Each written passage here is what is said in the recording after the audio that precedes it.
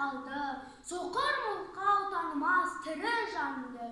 Үсті басы ақ қырау, түсі суық, басқан жері сықырлап келіп қалды. Дем алысы үскіріп, аяз бен қар, кәрі құдан қыз келіп әлек салды. Ұшпадай бөркін киген оқшы етіп, аяз бенен қызарып ажарланды. Бұлттай қасы жауып, екі көзін, басын сілкісе қар жауып мазаңдалды.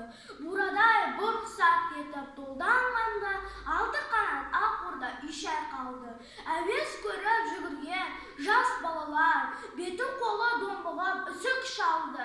Шидем мен тон қабаттап киген малшы бет қарауға шыдай алмай теріс айналды. Қар тепкенге қажымас қайран жылқы, титығы құруына азақ қалды. Құс пен бірге тұмсығын салды қасқыр, малшыларын қорқыма итке малды. Соныға малды жайып күзе